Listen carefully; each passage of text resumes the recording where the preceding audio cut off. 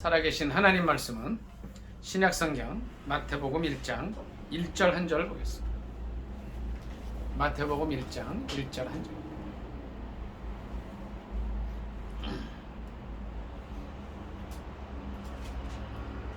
마태복음 1장 1절 다 찾으신 줄 알고 합독하겠습니다. 시작. 아브라함과 다윗의 자손 예수 그리스도의 계보라. 아멘. 한 번 더 읽습니다. 아브라함과 다윗의 자손 예수 그리스도의 계보라. 아멘. 할렐루야. 아멘. 주님께서 함께 하시는 줄 믿습니다. 아멘. 마태복음 18장 20절에 있는 말씀대로 두세 사람이 내 이름으로 모인 곳에 내가 그들 중에 함께 있겠다고 하신 그 약속의 말씀이 이 시간 살아계신 우리 주님과 우리를 동행하게 하시는 줄 믿습니다. 아멘. 여기 오신 예수님께 한번 예수님 안녕하세요.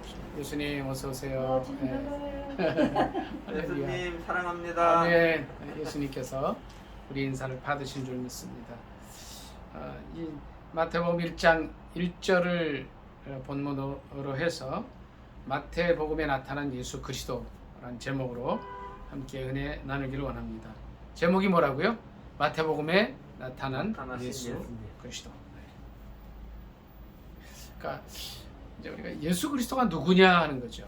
제가 이제 최근에 제가 잘 아는 어떤 분이 신앙이라고 하는 분이 이런 얘기를 했어요. 예수가 복음이지 예수 그리스도의 십자가와 보혈만이 복음이 아니다. 이런 얘기를 했어요. 그러니까 굉장히 뭐 고상한 얘기 같죠. 근데 이제 이게 저를 좀 굉장히 분노케 하고 또 좀 이렇게 생각을 많이 하게 하는 그런 얘기가 되어버렸어요. 과연 예수 그리스도가 복음이지 예수 그리스도의 십자가의 보혈과 구속이 전부가 아니다. 아니라고 하는 얘기가 맞냐는 거예요. 제가 이제 최근에 한 1, 2개월을 이거 가지고 씨름을 하면서 이제 어떤 염려를 하게 됐냐면 이 크리스찬들 사이에 신자유주의가 들어왔구나. 마태복음 1장 마태복음이 아니라 죄송합니다. 요한복음 1장 29절에 세례 요한이 이런 고백을 합니다. 보라 세상 죄를 지고 가는 하나님의 어린 양이다. 라는 이런 선포를 이런 고백을 예수님을 향해서 한 적이 있습니다. 이거 뭐냐면 예수님께서 이제 장차 십자가를 지시고 우리의 죄를 대속하기 위해서 이제 구속양, 희생양으로 가실 것이다 하는 이런 고백이에요. 조금 전에 예수가 복음이지 예수 그리스도의 십자가의 보혈과 그 구속만이 전부가 아니다, 복음이 아니다라고 하는 얘기는 이 요한복음 1장 29절을 전적으로 부인하는 게 됩니다. 사도 바울이 복음을 변증할 때 고린도전서 15장 3, 4절에 이런 얘기를 합니다. 내가 받은 것을 먼저 너희에게 전하였느니 이는 그리스도께서 성경대로 우리 죄를 위하여 죽으시고 장사 지낸 바 되었다가 성경대로 사흘 만에 다시 살아나사. 이것이 실은 복음이에요. 복음이 다른 게 아니고요. 예수 그리스도의 십자가의 죽으심과 우리의 죄 용서하심과 또 부활이 전부 다인데 앞에 제가 언급한 그 얘기는 교묘하게 말을 뒤틀려서 그리스도의 십자가의 구속을 또 십자가의 보혈을 부인하는 그런 언급을 한 것입니다. 요한계시록에도 죽임당하신 어린 양을 찬양하는 그런 부분들이 나옵니다. 예수 그리스도는 이 땅에 십자가를 지러 오셨고 우리 죄를 대속하기 위해서 오셨는데 그것이 예수 그리스도 사역의 전부 다입니다. 이 사실을 더 깊이 마음속에 새기고 이 복음을 수호할 수 있는 저와 여러분이 되시기를 예수님의 이름으로 축복드립니다. 아멘. 자, 오늘 1장 1절에 보니까 아브라함과 다윗의 자손 예수 그리스도의 계보라고 했습니다. 마태복음에 나오는 예수 그리스도는 첫째 왕이신 예수 그리스도이십니다. 여기서 마태복음 1장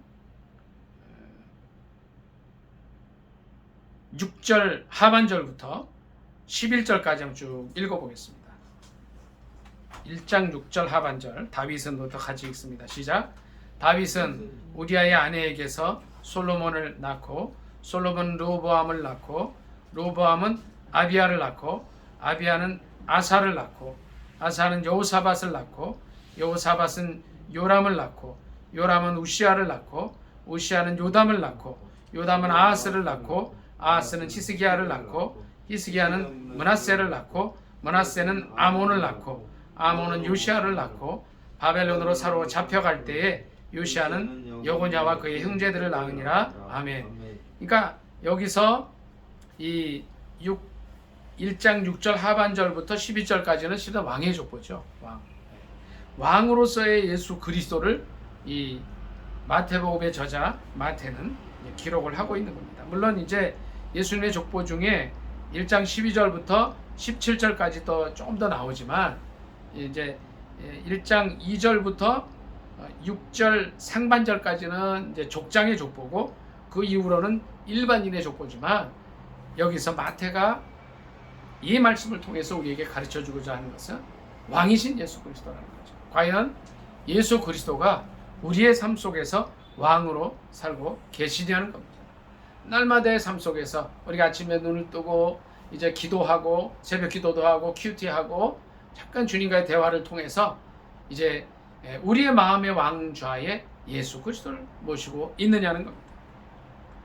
신약의 처음 부분인 마태복음을 쓴 이 마태는 바로 이제 이 부분을 강조하고 있는 것입니다. 우리의 하루하루의 삶 속에서 과연 예수 그리스도가 나의 왕이냐는 것. 저도 이제 어떨 때 참 생각하면은 참 제가 주인으로 살 때가 참 많은 것 같아요.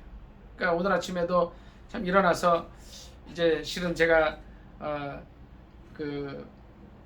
잠깐 조금 전에 말씀드린 어떤 이제 그 말을 한 분이 강연인지 설교인지 모를 그걸 하는 걸 잠깐 들으면서 조금 전에 이제 우리 홍 목사님하고 이제 예배 오기 전에 잠깐 이제 대화를 나누면서도 이제 제가 예배 후에 이제 그 부분들을 보내드릴 텐데 굉장히 참 뭐라 그럴까요? 분노하는 마음이 많이 들더라고요. 그러니까 이제 뭐 여러 가지 말씀을 이제 많이 드리는 건 그런데 기도 한의 사회를 제가 2005년 10월부터 지금까지니까 한 16, 17년을 쭉 섬겨오면서 이 모임이 실은 이제 선교하는 기도 모임이 되기를 바랬고 쭉 기도해 왔어요. 근데 지금까지는 이게 잘 되어 오다가 작년에 이제 회장단이 7기까지 하고 이제 기도 한의 사회가 이제 이 임원진이 있고 회장단이 이렇게 회장, 부회장, 총무석이 쭉 있고 또 이제 저는 이제 목사로서 이들을 섬겨요. 뭐 이제 저들이 이제 지도 목사라 그러지만 저는 이제 가능하면 지도자보다 같이 가는 목사로서 이제 제가 말씀과 기도를 섬기는데 이번에 이제 새로 임원진이 바뀌면서 너무나 세상 그런 부분들이 들어오고 그러니까 이제 이런 거예요. 이런 언급을 하는 사람이 기도 한의사의 기도 모임에 와서 이제 이렇게 설교를 하고 이거 뭐 이제 실제 내용을 보면 이제 설교 아닌 설교인데 뭐 강의 같은 거를 이제 교수란 분에게 이제 시켜서 뭐 하여튼 죄송합니다. 교수라는 건 제가 좀 빼려고 그랬는데 하여튼 시켜서 이제 설교를 하는 것을 제가 들었는데 아침에 막 분노가 나는 거예요. 분노가. 저는 누구 설교를 들을 때 정말 누가 설교를 하건 저보다 나이가 어린 사람이 설교를 하건 나이 많은 사람이 설교를 하건 어떤 분이 설교를 하건 제가 하나님 말씀이 선포될 때 아멘으로 받고 은혜를 받는데 그렇게 화가 난 적이 없었어요. 과연 학식을 가지고 있는데 예수를 믿는다고 하면서 설교라는 걸 하면서 사람을 분노케 하는 건 처음이었다는 거죠. 만일 저와 여러분의 삶 속에서 예수 그리스도가 주인이 되지 못하고 세상 것들이 주인이 된다면 그의 입에서 나오는 말들을 통해서 얼마나 많은 사람들이 실족할 수 있을 것인가 생각하니까 화가 납니다. 한번 저와 여러분의 삶 속에서 예수 그리스도가 과연 왕이신가를 점검할 수 있는 이 시간이 되기를 예수님의 이름으로 축복합니다. 아멘. 아멘. 마태복음 5장을 한번 같이 좀 읽겠습니다. 1절부터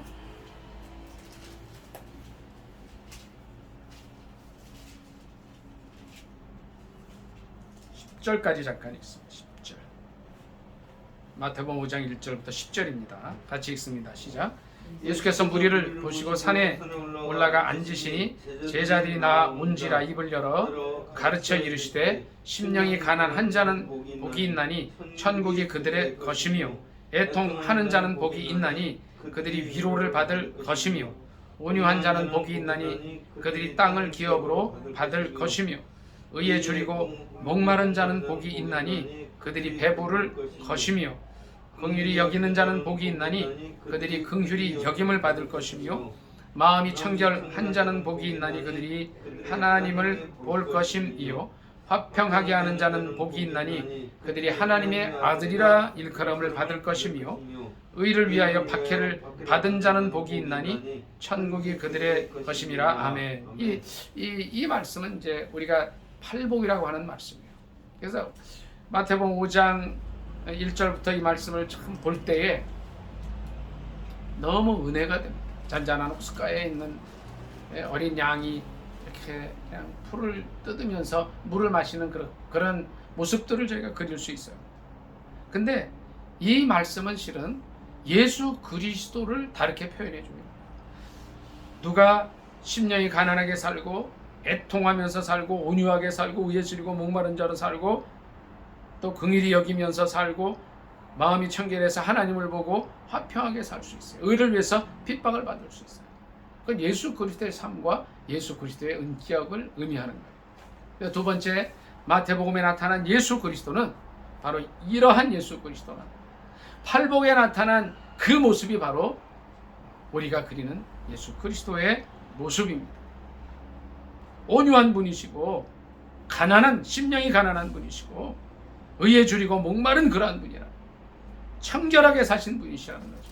그러니까 한마디로 말씀을 드리면 온유하시면서 죄를 모르는 그러한 하나님이시죠.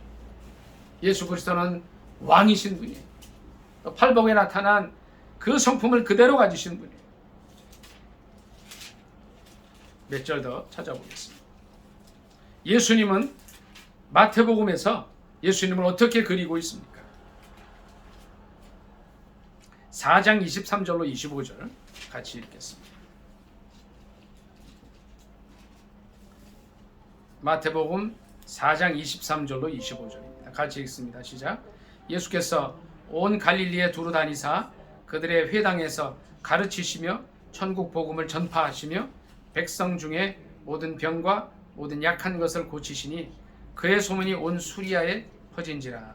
사람들이 모든 앓는 자 곧 각종 병에 걸려서 고통당하는 자, 귀신 들린 자, 간질하는 자, 중풍병자들을 데려오니 그들을 고치시더라. 갈릴리와 데가볼리와 예루살렘과 유대와 요단강 건너편에서 수많은 무리가 따르니라. 아멘. 세 번째 예수 그리스도는 치료자이십니다. 치료자이십니다.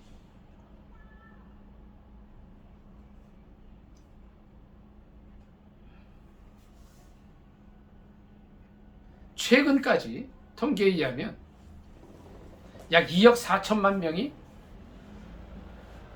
코로나에 걸렸다, 확진됐다고 해요. 온 세계 인류의 약 3% 정도로 보더라고요. 그 중에 약 500만 명이 죽었다고 해요. 이 골치 아픈 병이에요, 코로나가요. 바이러스에 의해서. 그러나 우리 주님은 이 병도 고칠 수 있는 줄 믿습니다. 아멘. 예수님께서 하신 사역의 약 3분의 2가 치료 사역이었어요. 세 번째 예수 그리스도는 치료자가 되신다는 거죠. 각종 병에 걸려서 고통당하는 자, 귀신 들린 자, 간질하는 자, 중풍병자. 이 간질병, 중풍병자들은 지금도 고치기가 상당히 어려운 병이에요.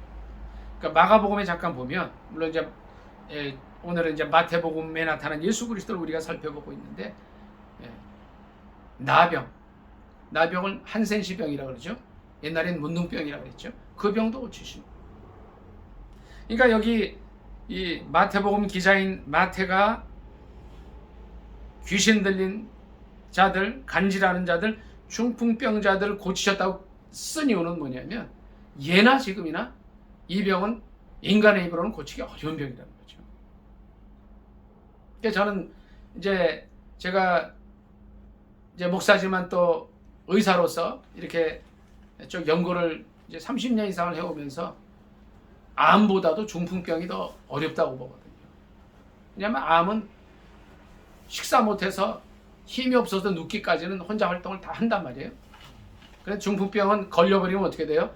반신불수가 되기 때문에 한 사람이 붙어줘야 돼요. 때로는 온 가족이 다 병수발을 들어야 돼요. 그리고 그 생명이 다해서 가는 날까지 너무너무 고통을 당해요. 본인뿐 아니라 온 가족이요. 근데 주님께서는 그 병을 고치셨다는 거예요.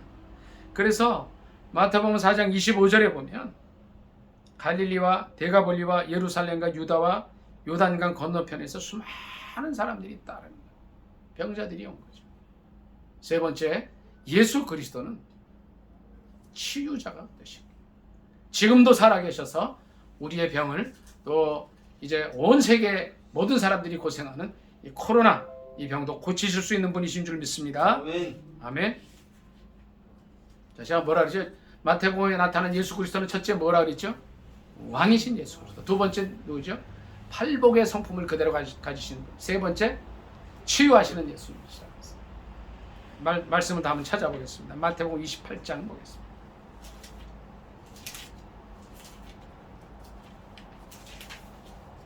28장 18절부터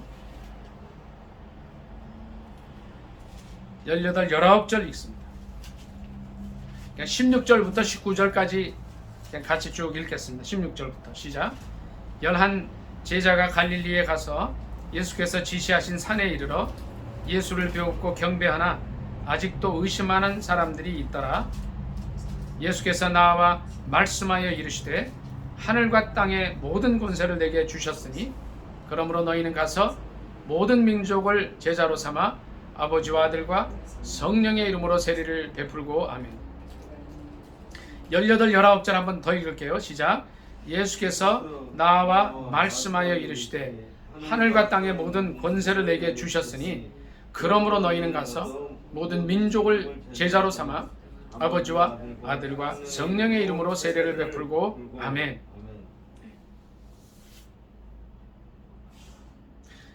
28장 18절에 보니까요. 예수님께서 이런 말씀을 하셨어요. 하늘과 땅의 모든 권세를 내게 주셨으니. 자, 네 번째 예수 그리스도는 어떤 분이시냐면요. 하늘과 땅의 권세를 가지신 분이신 줄 믿습니다. 아멘. 여러분 절 좀 보세요. 우리가 믿고 있는 예수님이 능력이 없으신 분이 아니시라는 거예요. 돈이 없어서 힘든 분이 아니시라는 거예요. 이 코로나19 때문에 우리가 다 위축되어 있는데 그런 것 때문에 위축되고 그럴 필요가 없다는 거예요. 왜 그래요? 하늘과 땅의 권세를 가지셨다는 거예요. 우리가 믿는 예수는 이러한 분이신 줄 믿습니다. 아멘. 아멘. 우리가 당당할 필요가 있는 거죠.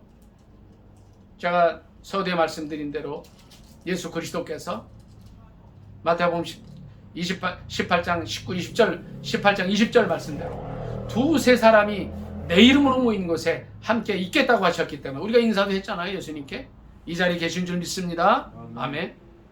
그 예수님은 우리 마음에도 계시지만 하늘과 땅의 권세를 가지신 분이죠. 마태복음을 통해서 이 마태복음 기자인 마태의 본 이름이 뭐죠? 마태의 직업은 또 뭐죠? 이 사람의 본 이름은 레위인 거 아시잖아요. 마가복음에 나오죠. 2장에 레위고 이 사람의 직업은 세리였어요. 세리로서 많은 사람들에게 따돌림을 받고 그 사람이 따돌림 받을 수밖에 없었던 이유가 뭐예요?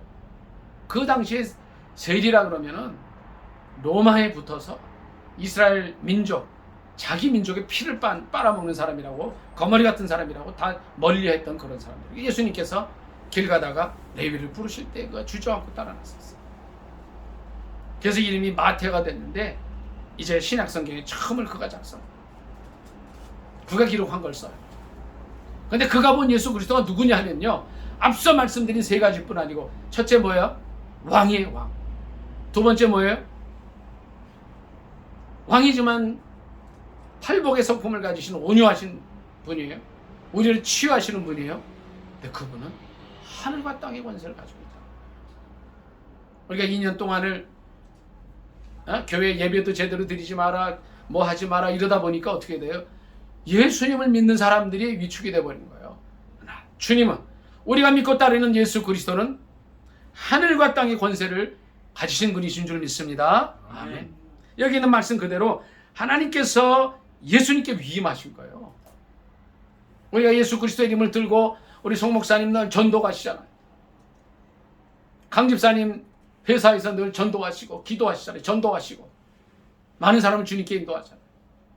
송 목사님, 우리 홍 목사님은 이태원에서, 우리 정정자 사모님은 또 중화동 지역의 전철역 앞에서 담대하게 하늘과 땅의 모든 권세를 가진 예수 그리스도를 선포하실 수 있기를 예수님의 이름으로 축복합니다. 아멘. 아멘. 마태복음 28장 20절 한 번 더 읽습니다. 다 같이 읽겠습니다. 시작. 내가 너희에게 분부한 모든 것을 가르쳐 지키게 하라. 볼지어다 내가 세상 끝날까지 너희와 항상 함께 있으리라 하시니라. 아멘. 한 절 더 읽습니다. 마태복음 1장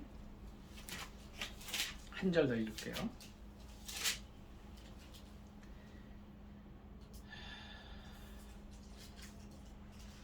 (21절로 23절입니다) 21절로 23절 마태복음 1장 21절로 23절 합독하겠습니다. 시작.